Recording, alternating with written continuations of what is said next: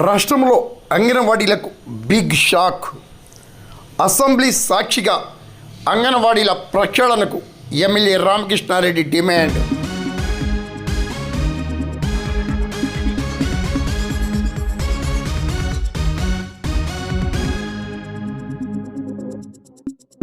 రాష్ట్రంలో అంగన్వాడీ కేంద్రాలకు big shock తగలనుంది. Anganwadi సమస్యలపై ప్రక్షాళన చేపట్టాలని తూర్పుగోదావరి జిల్లా అనపర్తి ఎమ్మెల్యే నల్లమిల్లి రామకృష్ణారెడ్డి అసెంబ్లీ సాక్షిగా డిమాండ్ చేశారు. ఒక మహత్తర లక్ష్యంతో కేంద్ర రాష్ట్ర ప్రభుత్వాలు 40 సంవత్సరాల క్రితం అంగన్వాడీ వ్యవస్థను ఏర్పాటు చేయగా నేడు అంగన్వాడీ వ్యవస్థ అస్తవ్యస్తంగా మారుతోందని ఎమ్మెల్యే రామకృష్ణారెడ్డి ఆవేదన వ్యక్తం చేశారు.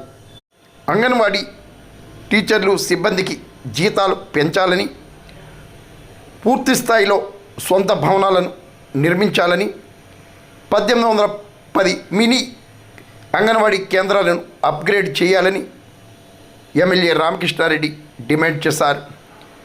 అనేక కేంద్రాల్లో 2 తప్పితే 3 పిల్లలు మాత్రమే ఉండడంతో అక్కడ సక్రమ నిర్వహణ లేని పరిస్థితి నెలకొంటుందని కూడా రామకృష్ణారెడ్డి అసెంబ్లీకి వివరించారు. తగు చర్యలు చేపడతామని శాసనసభ స్పీకర్ రఘురామకృష్ణరాజు ఈ సందర్భంగా సభకు హామీ ఇచ్చారు. రాష్ట్రంలో కొన్ని చోట్ల అంగన్వాడీ వ్యవస్థ మంచి ఫలితాలను అందిస్తుండగా కొన్ని చోట్ల మాత్రం అంగన్వాడీ అస్తవ్యస్తంగా మారిందన్నది కూడా బహిరంగ రహస్యమే. నల్లమిల్లి రామకృష్ణారెడ్డి గారు.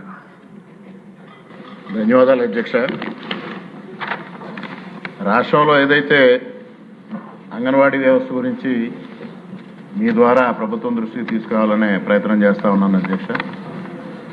ఒక అత్యద్భుతమైన లక్ష్యం కోసం దాదాపు 40 సంవత్సరాల క్రితం అంగన్వాడీ వ్యవస్థ ఏదైతే ఏర్పడిందో అది లక్ష్యానికి దూరంగా వెళుతోంది అధ్యక్ష. పేద గర్భిణులు కానీ, బాలింతలు కానీ, చిన్నపిల్లలకు కానీ పౌష్టికాహారం అందించి తద్వారా ఒక ఆరోగ్యవంతమైన సమాజానికి నాంది పలకాలి, నిర్మాణం జరగాలనే లక్ష్య సాధనకి ఈరోజు ఆటంకాలు ఎదురవుతున్నాయి అధ్యక్ష. ప్రభుత్వం తక్షణమే స్పందించి అంగన్వాడీ వ్యవస్థని పూర్తిగా ప్రక్షాళన చేసి నిర్వీర్యమైపోతున్న వ్యవస్థని గాడిలో పెట్టుకునే చర్యలు చేపట్టాలి అధ్యక్ష.